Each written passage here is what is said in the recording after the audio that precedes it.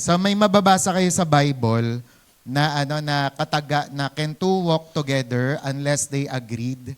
Yan. So parang sa buhay natin, tayo 'di ba sinasabi ng Bible na dapat nagwo-walk tayo together with Christ. And alam nyo, habang tumatagal, ang dapat nating tanong sa buhay natin, habang lumalakad tayo kasama ni Jesus, nagkakasundo pa ba tayo ni Lord?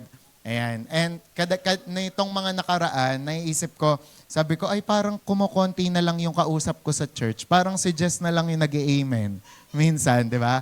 Pero yun nga, kinakailangan po, maibalik po natin ulit yung pag-amen sa prayer. Di ba? Kapag may mga dinedeclare na mga word of God at promises si Lord, mag-amen tayo, di ba? Kasi di ba yun ang palatandaan kung nananalig ka ba, nananampalataya ka pa sa salita ng Diyos. Pero it doesn't mean, hindi ko sinasabi na yung mga malalakas mag-amen, sila talaga yung mga masusunurin kay Lord. Di ba? Pero yun nga, kumbaga parang sa isip, sa puso, sa bibig mo, yan, mag-amen tayo at mag-agree sa Panginoon. And lately, nung nakaraan, hindi naman para sabihin na nakadepende sa giving natin ng ating mga Kristiyanong pamumuhay. Nag-send lang kasi ng pledge record yung finance nung nakaraan. Ang ganda nung simula po natin nung January. Kasi 10,000 yung pledge, di ba?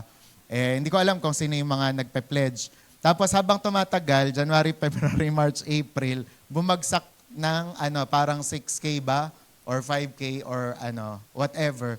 Pero yun nga po, kumbaga parang, di ba, kapag yung giving natin ay naaapektuhan na, meaning to say, there's something wrong na. Ibig sabihin, may mga dapat na tayong iwasto, i-correct, di ba, sa ating mga buhay.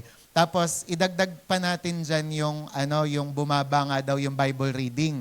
Di ba? So, kumbaga sa giving, hindi naman natin agad ma-judge ang isang tao, pero sa Bible reading talaga, yun ang kailangan natin na i-improve.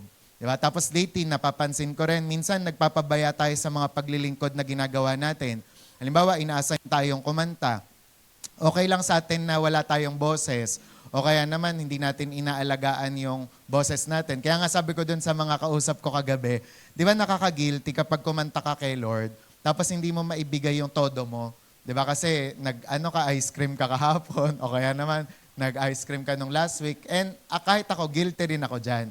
Pero 'di ba, kumbaga parang kapag ganun nga, isa 'yun sa mga dapat kamustahin natin at saka ayusin natin sa mga buhay natin. Yung parang kunwari, halimbawa, tayo naman talaga yung inassign o talagang responsibility sa bagay na 'to, sabay ipapasa natin because of some reasons, 'di ba? Kaya kumbaga parang dito sa itatopic natin ngayon, hindi lang 'to basta yung mag-amen ka kay Lord.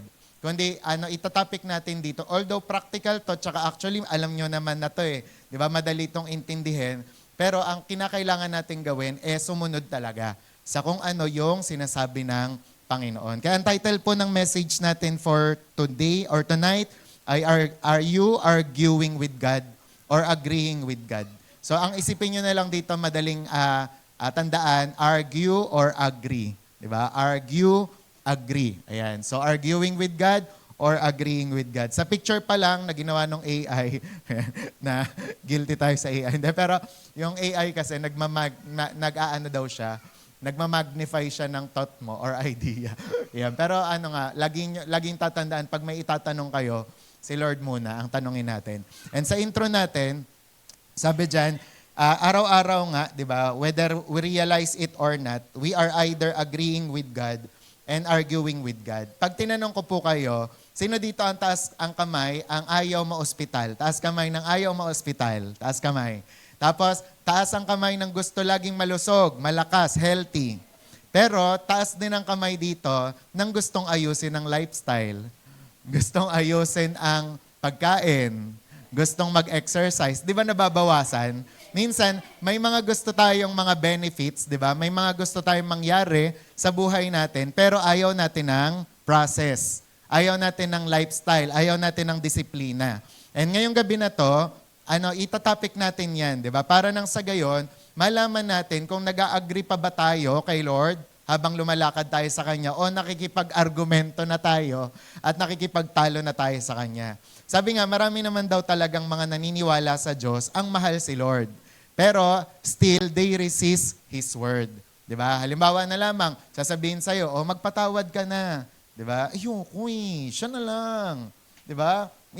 Batiin mo na siya. Ayoko, dapat siya ang mauna. Diba? So mahal natin si Lord, pero kapag may instruction na siya, ayaw natin na gawin yon. Sabi nga, we pray for blessing, but argue with His instructions. Kaya nga buti na lang si Peter Cartwright, nung sinabi ng Holy Spirit sa kanya na pumunta ka dun sa disco na yon, tapos sa gitna ng disco na yon, mag-pray ka. Diba? Alam nyo kung hindi niya ginawa yon, hindi daw maliligtas yung mga nandoon. Diba? Kasi nung time na sinabihan siya ng Holy Spirit, punta ka doon. Sa gitna, lumuhod ka, mag-pray ka. Maya-maya, nagulat siya kasi naririnig niya na, plak, plak, plak. May mga nagtutumbahan na. Tapos yun nga yung mga tao na nagdidisco. And sabi niya, ang testimony niya noon, kung hindi daw siya nakinig at sumunod sa Holy Spirit noon, posible na hindi pa rin naligtas yung mga tao doon. And some of us, meron mga instructions si Lord, gaya ng sharean mo na yung mama mo, o kaya naman dalhin mo na yung kapatid mo. And minsan, nag-argue pa tayo o nagre-resist tayo kay Lord because of some reasons. Sabi nga, inihiling natin kay Lord na magkaroon tayo ng breakthrough, but disagree with His process, di ba? Sabi, the Christian life becomes powerful when we stop debating with God and start agreeing with Him. Di ba sa Senado pa nga lang ngayon, di ba? Wala silang ma-accomplish dahil panay sila pagtatalo, di ba? Hindi masolusyonan. Kapag may problema, tapos alam nilang may yung parang may malulutas na, mag-a-arise na naman, gagawa ng another issue para doon na mag-focus sa issue na yon, di ba? Kaya walang nalulutas, di ba? Kaya minsan, ang mga Pilipino, galit na galit talaga, inis na inis, di ba? Sa pamahalaan o gobyerno na meron tayo, kasi nga ganon. Pero alam nyo, when we stop debating with God, kapag nakipag-agree na tayo sa Kanya, malayo ang mararating nyo habang naglalakad kayo kay Lord. Sabi mo nga sa katabi mo, dapat mag-agree ka na. Kaya nga sabi dyan sa ating quotation, agreement with God means alignment with heaven. Kaya kapag nag-agree ka na kay Lord, sa Diyos, ibig sabihin nito, nag-agree ka rin sa kalangitan. At lahat po ng benefits ng kalangitan ay matatanggap natin. So wag na natin patagalin.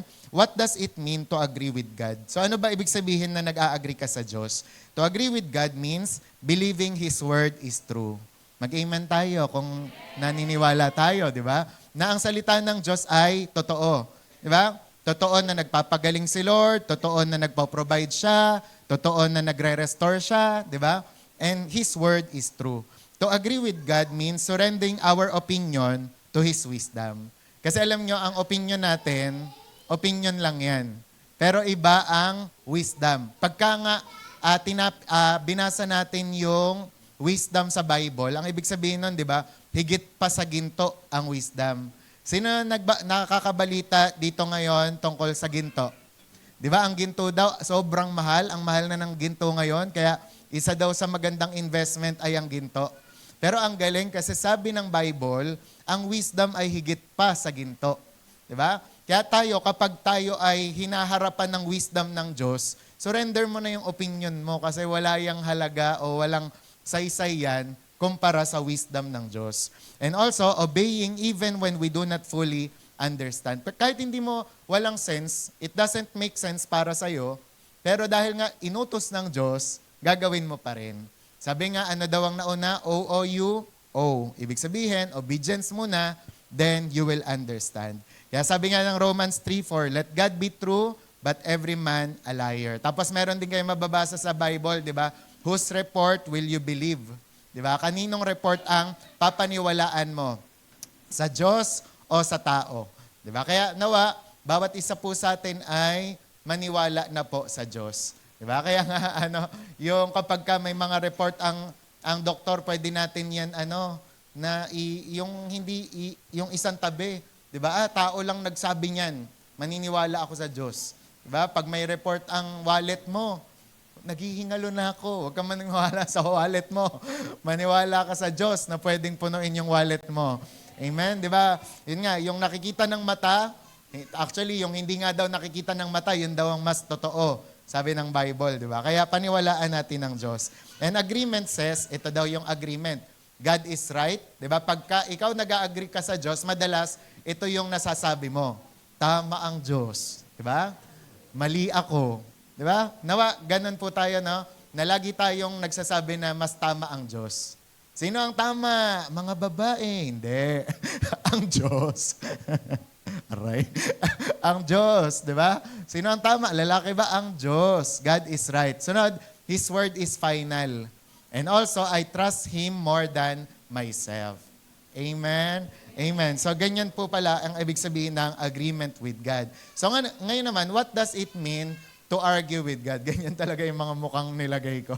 Ayan. What does it mean to argue with God? So, arguing with God is resisting His word. Diba? Nire-resist mo yung salita niya. Sunod, yung His will, yung kalooban niya. Ay minsan nga, yung kaparaanan din, ayaw mo eh. Diba? Yung parang kunwari, gusto ng Diyos na i-promote ka. Diba? Sa anong paraan? Sa malinis na kaparaanan. Pero tayo, diba, ang gusto natin, agad natin ma-promote, yumaman. Pero sa maling paraan. Diba? And also, His correction. Pag kinokorek na, yan, ayaw na. Kanina, ang sagot ng mga nasa discipleship, kaya rin daw nagbabackslide ang mga Kristiyano dahil ba sa correction? And, kasi yung tingin nila sa correction parang condemnation. Diba? Pero syempre, alam natin, tayo, pag galing na talaga sa Diyos, ina-accept natin yan. And also, His timing, tsaka His instructions. Diba? Yung timing ni Lord, kailangan yakapin din natin yan. Kaya kahapon, kausap ko yung lola ko, sabi niya, Apo, huwag ka masyadong huwag kang madali lumaki, ha? Baka sasabihin niya sa akin, anong gusto mo mangyari sa church mo? Sabi ko, gusto ko makalipat na kami sa mas malaking lugar. Tsaka, ayun, dumami kami, ganyan. Sabi niya, ay, wag ka masyadong magmadali sa pagdami tsaka sa paglaki. Sabi niya, alam mo kami sa CCF? Oo, malaki nga kami, pero dati nung nasa sukat pa kami, maliit kami, yung sense of being a family, nandun eh. Diba? Ngayon daw, hi, hello na lang. Diba? Kaya sabi niya, hanggat parang pamilya pa kayo, i-enjoy nyo lang muna yan. Kasi kung palalakihin kayo ni Lord, kung palilipatin kayo ni Lord, palilipatin niya kayo. Pagka uwi ko, ang gaan ng loob ko eh. Yung parang nawala sa akin yung pressure, na oo nga naman. Basta pinag-pray na namin, di ba? Iiwan na namin kay Lord. Wag na namin ilalagay sa aming kalooban, di ba? Magantay tayo, mag-thank you na tayo kay Lord dahil pine-prepare niya na yung lugar, di ba? Para sa atin. Pero it doesn't mean na hindi na natin i-enjoy kung ano yung meron tayo ngayon. Okay? Kaya sabi mo nga sa katabi mo, you're my brother. Siya nga kasi daw, namimiss niya yung mga ganon. Sabi niya, buti pa nga sa inyo, may ganyan. Ganon pala sa inyo, ganon. Okay? Tapos, nasa na ba ako? Ayan, and yan. Sabi, it is when God says forgive, but we say they don't deserve it. Diba? So, yun din daw pala yung pag-argue with God. Diba? Na pag sinabi ni Lord, patawarin mo na sila. Sasabihin mo, hindi nila deserve. Diba? Sabi ni Lord, pagtiwalaan mo siya, pero natatakot ka pa rin. Yan. Kagabi din, pinag-usapan din namin yan tungkol yung sa fear. Kasi nga, paano daw kapag may mga time pala na may mga tao pala dito na takot mag-isa pag dito sa church. Pagka kunwari nandito sila sa church, tapos magpe-pray sila, gusto nila hanggang alas 10. Pero minsan dahil natatakot sila, 8 lang, uuwi na sila. Pero yun nga, parang tinatanong nila, Pastor, paano yung ganon? Pero yun nga, ang iniisip ko kasi doon, yung kay Joyce Meyer na do it afraid. Yung kahit natatakot ka, gawin mo pa rin yung isang bagay. Kunwari, afraid of public speaking. Kahit nanginginig yung iyong tuhod, do it afraid pa rin, di ba? Harapin mo pa rin yung iyong takot. Kasi nga daw alam nyo, bakit tinawag na Acts of the Holy Spirit or Acts of the Apostles yung Book of Acts? Kasi they acted. Di ba? Ibig sabihin, kumilos ang mga apostol. Pero kung nagpasakop na lang sila sa takot, walang Acts, walang Book of Acts. Di ba? walang Galatians, Ephesians, Philippians. Ay, alam nyo na, ang dahilan, bakit nagkaroon ng Book of Acts. Kasi yung mga apostol, nag-act. Diba? Amen? Amen. Kaya faith is an act, sabi ni Smith Wigglesworth. Diba? Pero yung paraan niya, faith is an hack. Faith is an hack. Yan, kasi ma-H siya. Taga Pampanga siya. Ma-H, hindi. Yan, yan. Tapos sunod, God says wait, but demand now. Diba? God says go, but we make excuses. Diba? So yan pala yung mga pakikipag-argue with God. Yung pinag-aantay ka, pero ngayon na, 'di ba? Gusto ko ng love life, ngayon na, 'di ba? Nagdi-decree and declare ka pa, I decree and declare. Magkaka-love life ako, 'di ba? Pero sabi ni Lord, wait, 'di ba? Up until 30, 'di ba? So kumbaga parang dapat magpasakop ka. And yun nga, yung go, pinapag-go tayo ni Lord, pero ang dami nating dahilan. 'Di ba? Sabi nga kapag gusto, maraming pag ayaw, maraming dahilan, di ba? So, ayun. And also, sabi nga, arguing with God does not always sound loud. Sabi nga, or obvious. Sometimes, it sounds like or hidden in, number 1, delay. Oh, hindi mo sinasabi, hindi ka nakikipag-argue kay Lord, pero alam nyo ba, sa kilos mo, sa paraan ng iyong buhay, para ka na rin nakikipag-argue.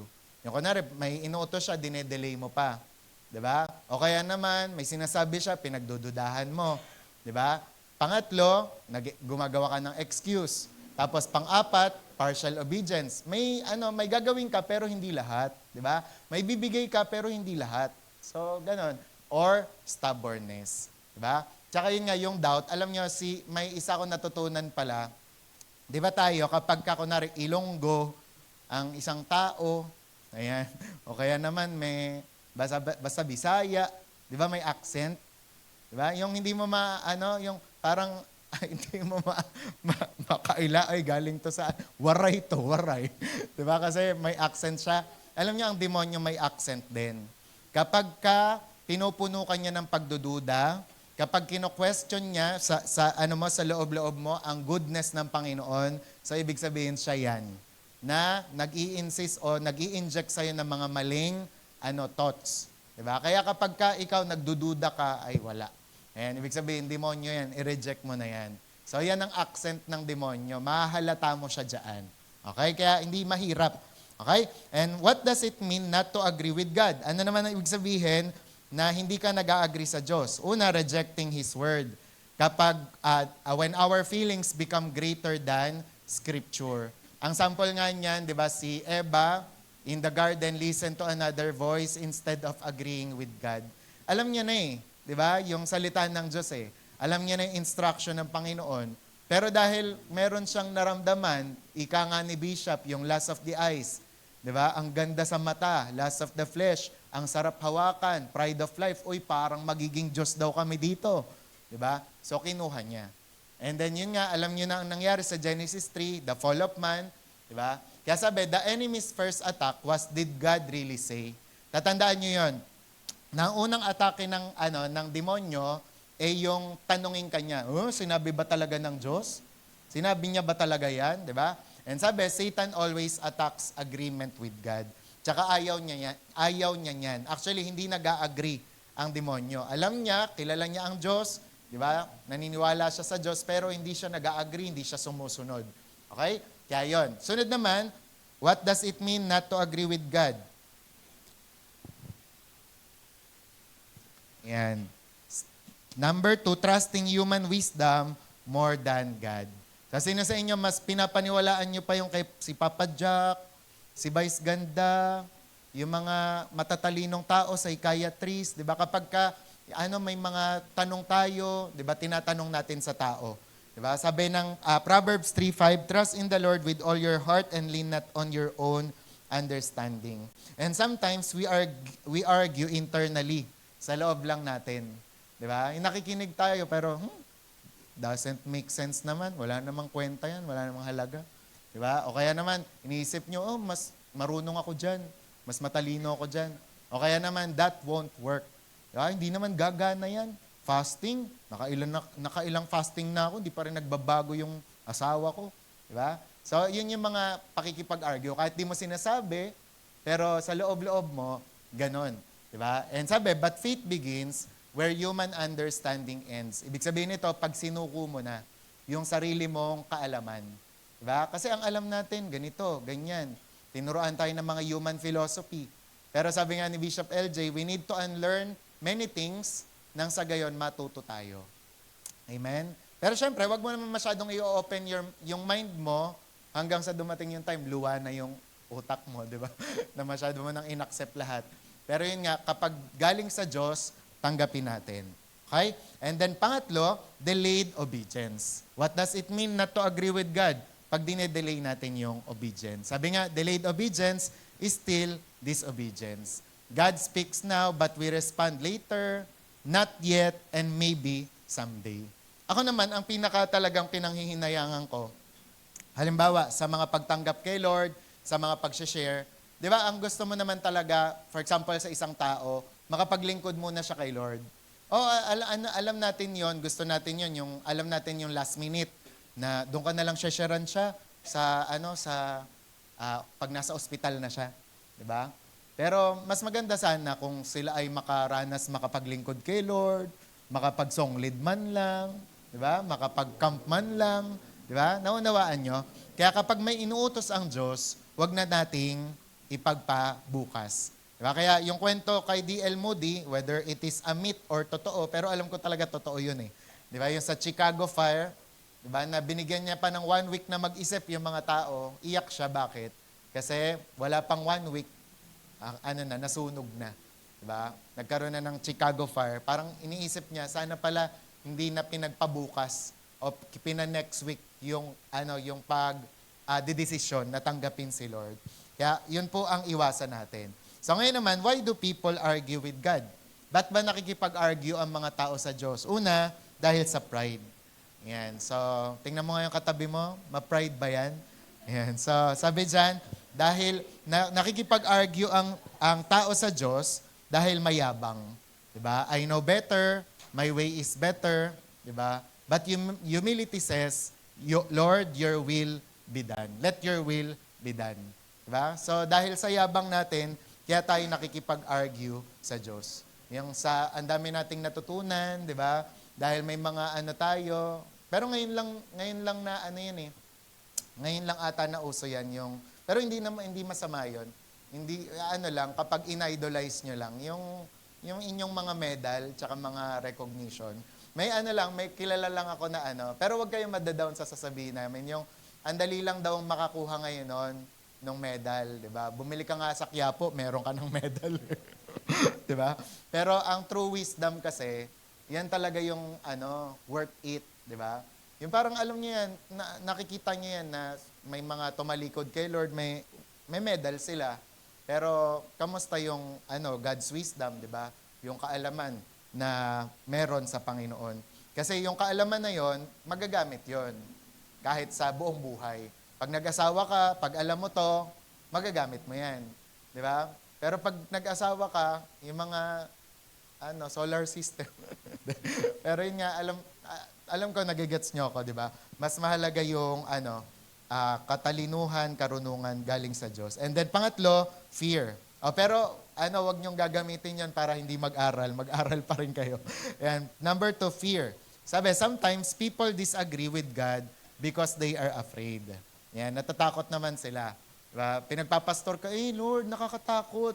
Diba? Kaya ko ba? Kaya ko bang magsalita? Kaya ko bang magpastor? Paano pag walang pera? Diba? Yan, they are afraid to surrender. Kaya may mga pinapasurrender si Lord, pero natatakot sila. Afraid to let go. Afraid of change. Ayan, minsan, madalas, maraming ganyan sa atin, yung parang ayaw natin ng pagbabago. Diba? Gusto natin yung mga nakasanayan na natin. Tapos minsan, ang nakasanayan, diba, yun na yung parang, kapag nga nasanay na, diba, yun yung nagiging parang religion na, diba? Sabi nga, ang pinaka nag-contradict or nag-persecute sa mga Word of Faith movement, yung panahon nila Kenneth Hagin, yung mga nanggaling kay Kathryn Kuhlman. Diba? Isipin nyo yun, kasi dahil na nasanay na sila dun sa way ni Kathryn Kuhlman, kinokontradict nila yung way ni Kenneth Hagin. Kasi bakit? Nakasanayan. Di ba? Pero yun nga, kapag ang wave naman, di ba, iba't iba, wave ng revival, kahit pag-aralan mo yung alon, iba-iba. Di ba? So, ang paggawa din at pagkilos ng Panginoon, iba-iba. Di ba? Pero syempre, magkakatono yan. Nasa prinsipyo ng Diyos. Di ba? Hindi naman yung, uy, bago to tumutulay na sa sa pader yung babae. 'Di ba? So mali na 'yon. 'Di ba? Tapos yun nga yung parang yung pastor, 'di ba, parang kapag sorry sa term, yung nagkakaroon sila ng deliverance doon sa Africa. Yung parang para ma-deliver yung babae, pinapaamoy yung utot ng pastor. 'Di ba? Parang syempre, yun yung alam natin na kulto na 'yon, 'di ba? So yun yung and then afraid of failure. 'Di ba? Ayaw natin na mag-fail o pumalya. Isa sa mga natutunan ko din doon sa conference sa mga ito siguro para sa mga leaders to. Sabi niya doon, kadalasan daw sa mga leaders nagagalit agad kapag yung mga members nila pumapalpak. Pero sabi niya, they are young. Hayaan niyo silang magkamali, 'di ba? Magkaroon kayo ng mga room for their mistake kasi hindi pa sila ganun karunong. Nandyan ka, kung halimbawa natutunan mo yung bagay na yon, ipasa mo. Diba? Huwag kang magalit na, ito, napaka nito. Ba't ganyan yan sa love life niya? Ganyan-ganyan. Ba't ganito kagaslaw to? Ganyan-ganyan.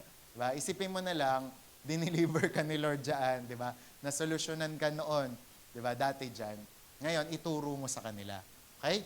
So, naintindihan? Pero yun nga, huwag tayong matatakot na mag-move forward, mag-move on. Hayaan nyo, kaya nga sa mga scientists natin at mga mga inventor, 'di ba? Ang isa sa mga ugali nila, hindi sila takot magkamali. Okay, hindi sila takot pumalpak. 'Di ba? Bago naging perfect ang kanilang invention, ilang beses silang pumalpak. So, ganun din tayo. Okay, number 3 naman ay pain and disappointment. Sometimes people argue with God, hindi sila sumusunod agad because they do not understand their suffering. Yan. Minsan, ako naranasan ko rin yan, na minsan nagtatanong ako, Lord, ba't ganito yung nangyayari? Ganyan. Sabi, people ask why, di ba? Where are you, Lord? And why did you allow this? Pero alam niyo ang good news, God is not offended by honest questions, but continual resistance hardens the heart. Ito yung pinag-iingat ko kayo, na maging culture ninyo ang pagtigas ng puso. Di ba? Kagaya nung topic natin nung linggo, yung parang wag nyong i-prolong yung stress, di ba? Wag nyong i-prolong yung bitterness and unforgiveness. Bakit? Kasi habang kinukulture mo yung sarili mo dyan, yung tumitigas na yung heart mo, tumitigas na yung puso mo. Sabi ko nga sa inyo, tayo, di ba, ang tinuturo natin dito, maganda, pabaitan tayo, di ba? Yung parang pabutihan ng loob. Pero kapag umaano na yung kultura na, yung isnab, yung hindi namamansin, yung unforgiveness, may something wrong na sa buhay mo. Matigas ka na. Diba? Kaya dapat pinapacheck mo na yan kay Lord. Diba? So, resistance hardens the heart. Kapag may instruction si Lord, meron siyang inuutos sa'yo, gawin mo agad. Okay? Punta naman tayo sa biblical example sa people who argued with God. So, sino-sino yun? Konti lang to, pero ang dami. Diba? Konti lang itong nilagay natin dito. Number 1, ay si Moses. Sa Exodus 3:4. God called Moses, but Moses kept making excuses. Naalala nyo, ilang beses siya, di ba, na nagtanong, who am I? Sino ba ako? Di ba? What if they don't believe me? Di ba? I cannot speak well. Hindi ako makapagsalita. Buyoy ako. Di ba? So, may mga, may excuses siyang ganon. Sabi, Moses argued because of insecurity. Pero, syempre, ang root kasi nun, insecure siya. Diba? Kasi alam niya ang istorya niya eh. May na-murder siya, 'di ba? Alam niya na ganito't ganyan yung buhay niya, 'di ba? And kaya ganon, 'di ba? Pero but God was not looking for ability. God was looking for agreement. Mag-agree ka lang. Sumunod ka lang, siya na bahala. Amen. Sino sa inyo dati nung unang sumunod kayo kay Lord, alam niyo na ang lahat-lahat talaga, 'di ba? Kunwari ikaw, Jess, alam mo bang magsosong lead ka? Diba? Nung ikaw ay tumanggap kay Lord, diba? Si Gab, alam mo ba Gab nung dinala ka ni Pastor JM sa Phase 2, na magiging drummer ka? Na magiging drum set ka? Na magiging drummer ka? Hindi, diba? Step by step yan. Kaya nga may preaching si Vlad Sabchuk, sabi niya doon, don't overthink your obedience.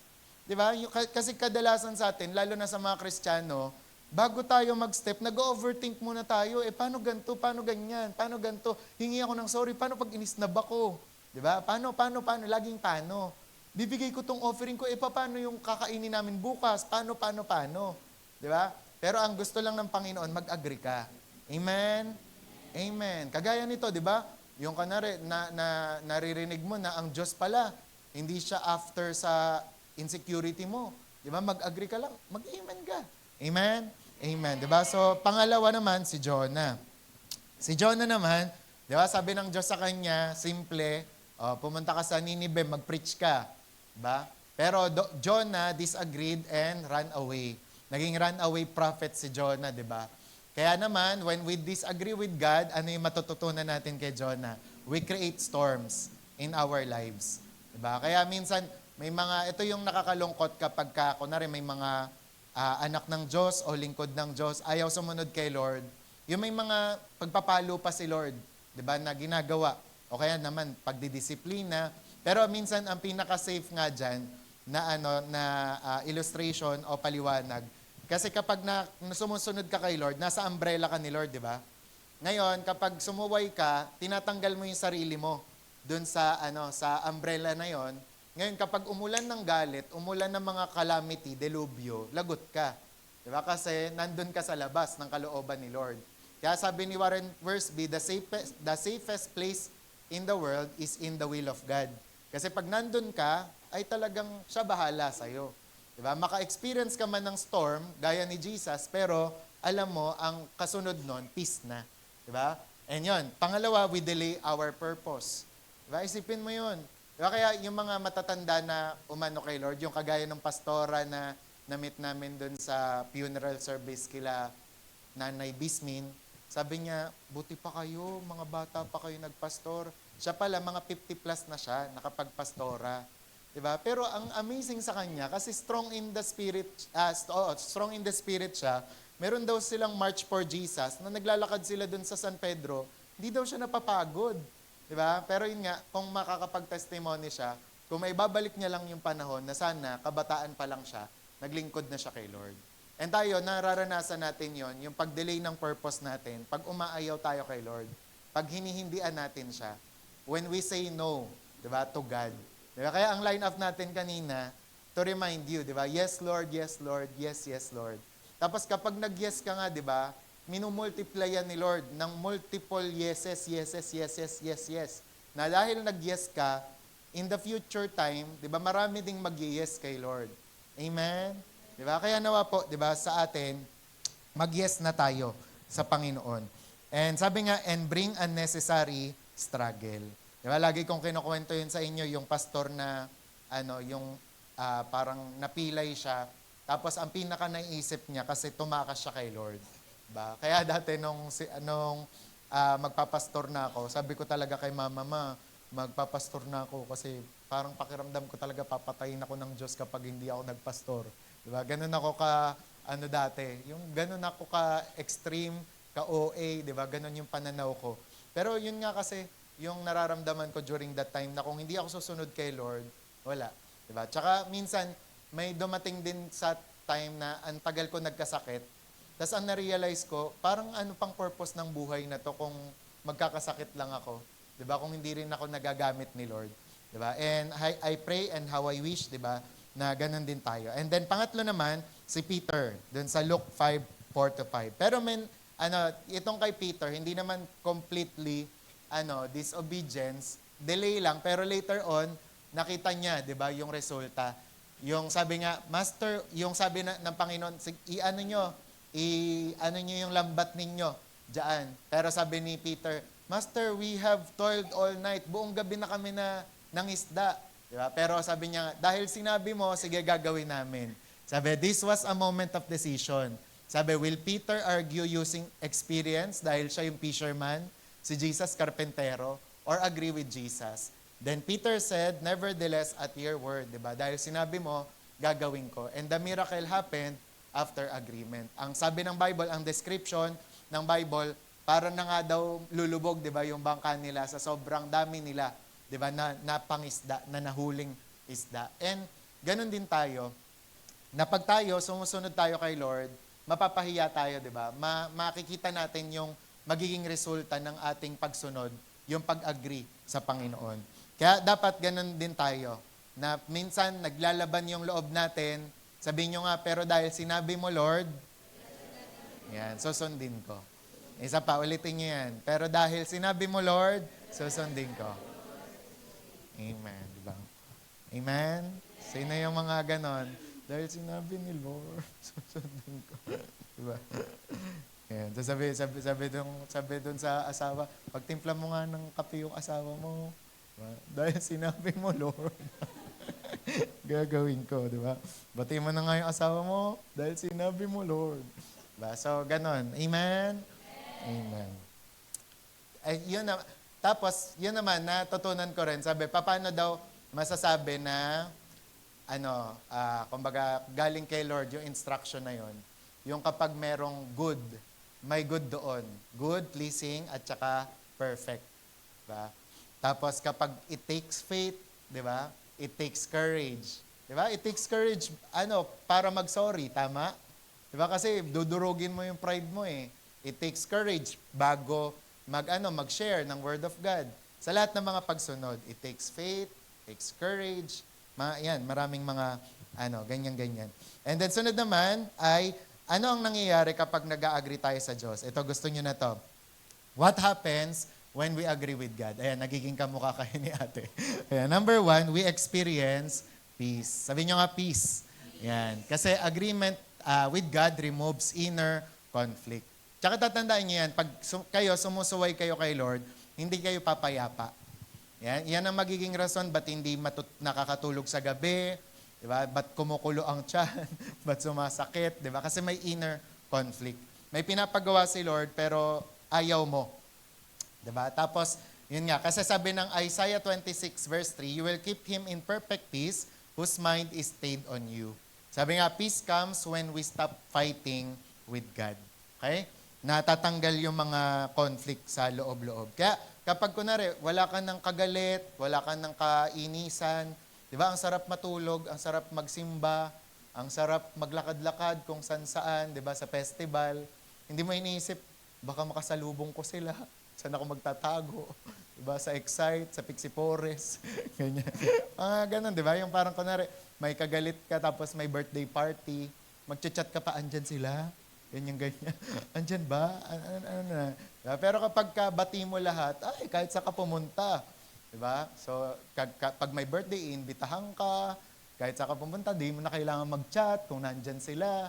Di mo kailangan pagka, yun sa nanay at pa lang, di ba, anak, pag-iisa ang hagdan, di ba, hindi kayo maggaganunan. Di ba, ang hirap kasi ng ganon. Di ba, sa mag-asawa naman, kapag ka natulog, tabi talaga, di ba, magkaharap, hindi magkatalikuran. Naintindihan? So, yun, we experience peace. Pangalawa naman, we experience direction. Hindi ka nalilito. Proverbs 3 verse 6, in all your ways, acknowledge Him, and He shall direct your paths. Napakalaking comfort na malaman mo na sinusunod mo si Lord. Diba? Kesa naman, may mga natatamasa ka. Diba may mga ganong Kristiyano, yung ang laki ng pera nila, ang laki talaga ng kinikita nila, pero hindi sila at peace. Diba? Lagi silang may problema. Diba? Kasi alam nila na hindi ganon yung pinapagawa ni Lord. Diba? And agreement brings clarity. Medyo sensitive tong pero na topic naman ni Ate Marion. Na yung kunwari, di ba, yung mga nagwo-work sa Pogo, yung parang na-enjoy naman, parang pwede nila ma-enjoy in a moment yung kanilang kinikita. Pero at the back of their mind, talaga, na iisip nila yung mga ganon. Na paano kaya to, galing to sa ganyan, ganon, di ba? Lalo kapag Christian ka na at alam mo na yung tama. Di ba? Kaya may inner conflict talaga. Dati, nung unbeliever ka, wala kang nararamdaman na ganon. Pero dahil nasa iyo na si Lord, tsaka yung Holy Spirit, meron na. Diba? Kaya kapag ikaw, sinusunod mo si Lord, yan, meron kang sense of direction. We experience direction. And then pangatlo, we experience blessing. Sabi mo sa katabi mo, gusto natin to. Yan, we experience blessing, di ba? Isaiah 1:19, if you are willing and obedient, you shall eat the good of the land. Diba? Kaya nga kapag sumusunod tayo, sabi nga, ang love daw ni Lord ay unconditional. Amen ba dyan? Unconditional, mahal tayo ni Lord. Sino man tayo, maging sino ka man. Pero ang blessing ni Lord, conditional. Kung susunod ka. Amen? Ulitin ko na ulit yung tanong ko. Gusto mong lumusog? Gusto mong lumakas? Sabi ni Lord, wag ka nang mag-coke. Sabi ni Raylin. Ayan, di ba? Gusto mo nang mawala ang UTI mo? Diba? O minom ka ng ganyan. Diba? Minsan, tayo, di ba, kailangan pa natin ng basta yung mga ayaw natin ng mga mapapait, ayaw natin ng mga slimy, di ba? Pero sa mga doktor kasi yun ang sinasuggest nila. Diba? Yung parang maayos ang dugo mo, magmalunggay ka. Pero ang dami sa atin ayaw ng ganyan.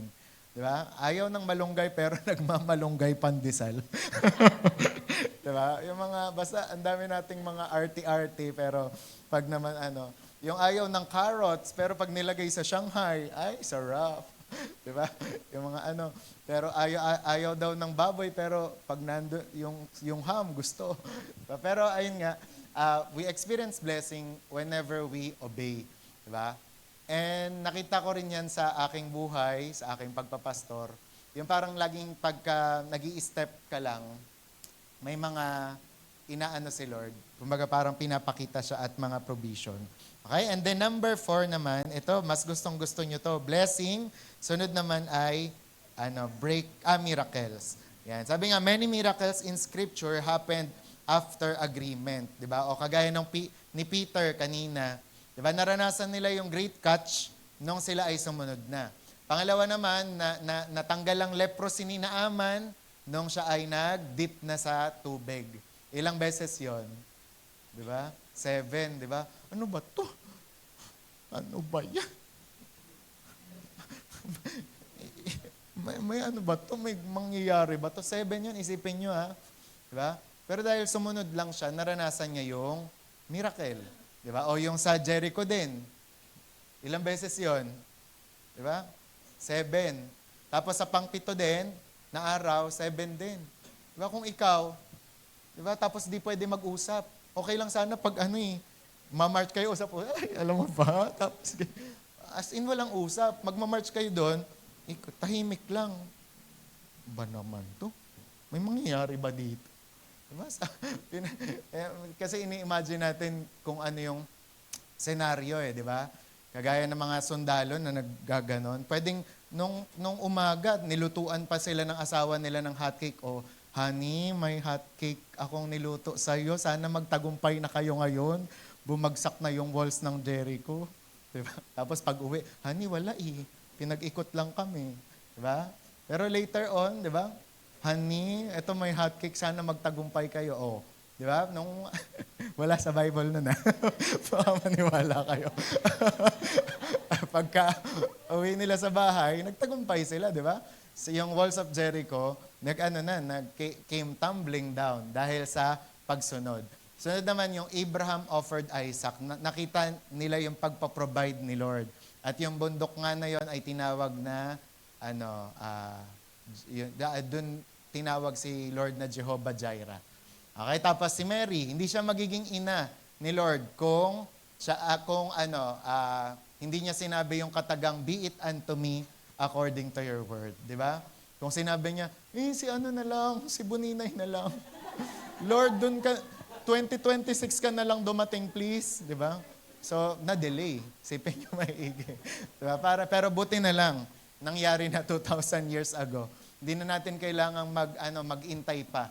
Dahil si Mary, kaya di ba? Kaya nga ang Catholic inidolo na siya, ginos na siya dahil sa kanyang pagsunod. Pero syempre alam natin na mali yun, pero dahil nga kasi sa pagsunod niya, bukod siyang pinagpala sa babaeng lahat. And sabi nga, heaven moves where there is agreement. Kaya taas ang kamay ng gustong ng miracle. Ayan, so mag-agree tayo sa salita ng Diyos. Dito naman yung negative. What happens when we do not agree with God?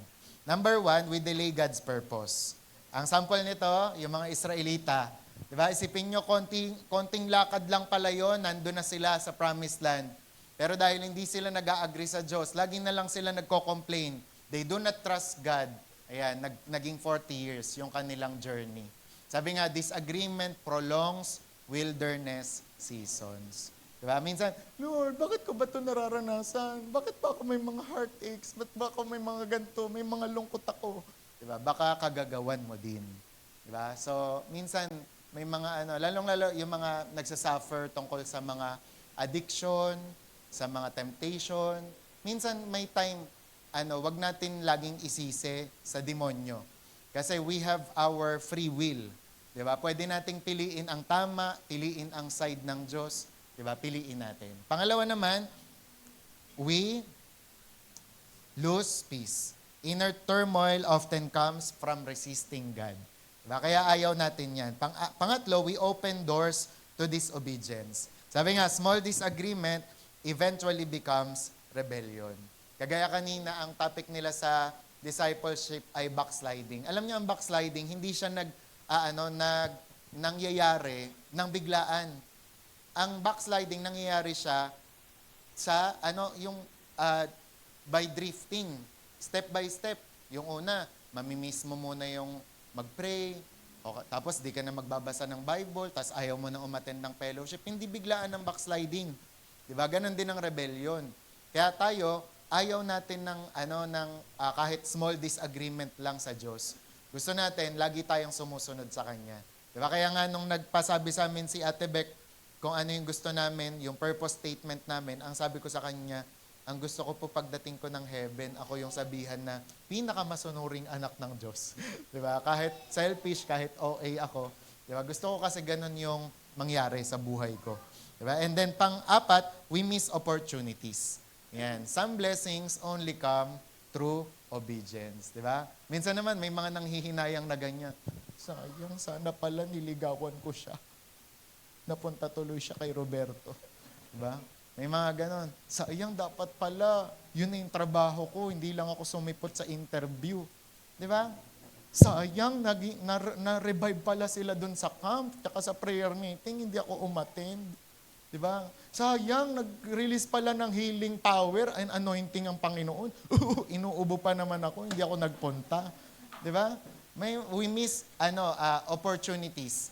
Diba? Kapag tayo, nagdi-disagree tayo kay Lord. Sabi nga, some blessings only come through obedience. Kaya sabi mo sa katabi mo, mag-obey ka na.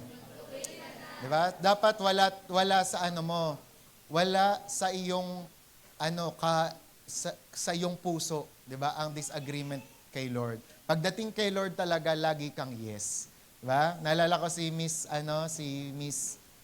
Hindi, ano ba 'yon? Sino yung Miss Universe? Na sa atin, bumate. Si Ma'am Daisy Reyes. Sabi ko, Ma'am, baka pwede kayo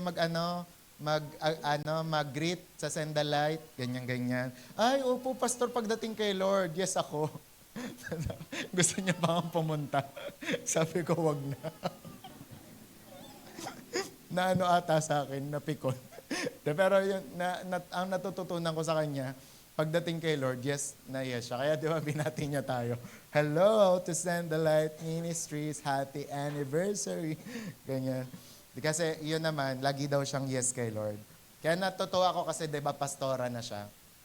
Kasi tinouch siya ni Lord na magpastora. Doon, pastora na siya sa team international.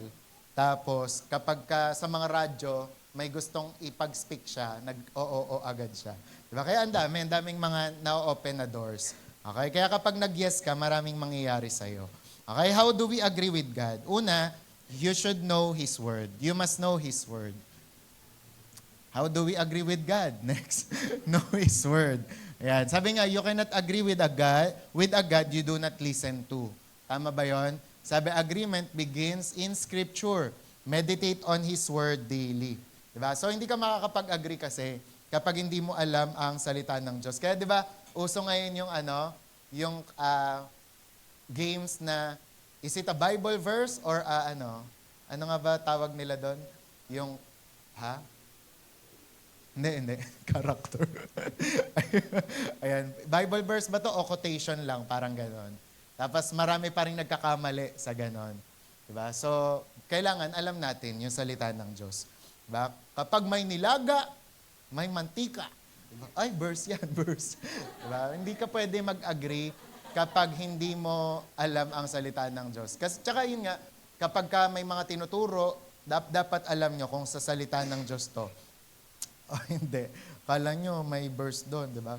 Yung Beatitude, akala ng iba si Billy Graham daw ang nag-preach eh. Di ba? Pero yon, alam dapat natin ang salita ng Diyos. Next naman, surrender your will.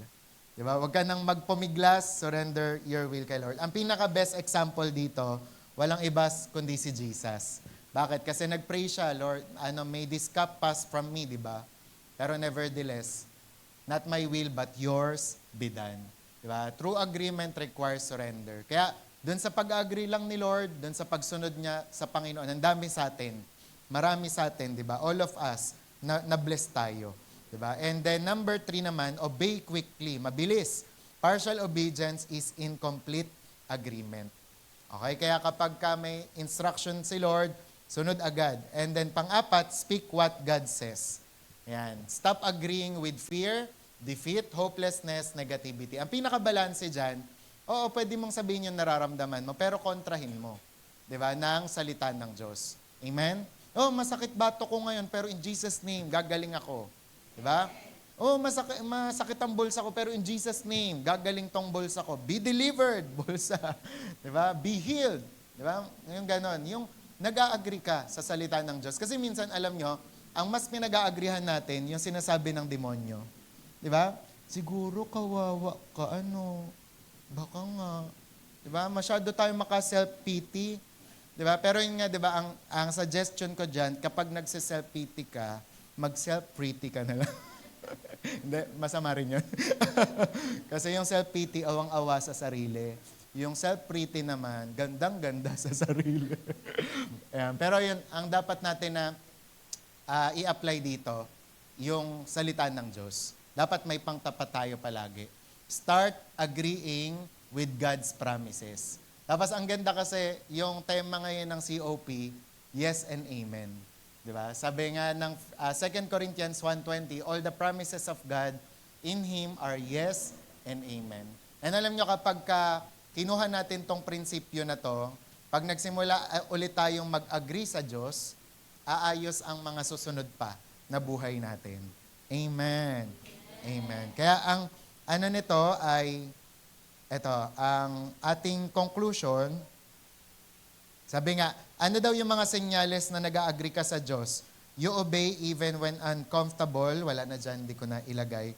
Pangalawa, you trust even without full understanding. Pangatlo, you choose faith over feelings. Pang-apat, you surrender control. Panglima, you align your life with Scripture. Kaya sabi nga, the greatest breakthroughs happen after we surrender. Sabi nga, miracles happen after you say, yes, Lord, I trust you and your word is true. I will obey. Sabi nga, agreement with God is not weakness. It is wisdom and it is obedience. Kaya ang tanong po sa atin dito, what area of your life are you arguing with God about? Ano yung mga nakaraan na sinasabi sa iyo ni Lord pero nakikipagtalo ka pa sa Kanya? Is it forgiveness? Ito ba yung usaping pagpapatawad? Is it surrender? Complete surrender? Is it obedience for a particular or specific situation? Is it calling sa pagtawag ba natin sa Panginoon? Ito ba ay pagtitiwala sa Kanya ng buong buo? O pinagre-repent ka ngayon ng Panginoon? Ayan. And sabi nga, today or tonight, God is not looking for our perfection. Heaven is looking for our agreement. Kaya kapag may inuutos sa atin ng Panginoon, ayan, let us agree with the Lord. May prayer dito, Lord, I stop arguing with you. I choose to trust your word. I choose to obey your voice. Even when I do not understand, I will agree with you. Your will is better than mine. In Jesus' name, amen. Yan. So, ang tanong sa atin, nag-a-argue ba tayo sa Diyos o nag-a-agree sa Diyos? Okay, let's pray.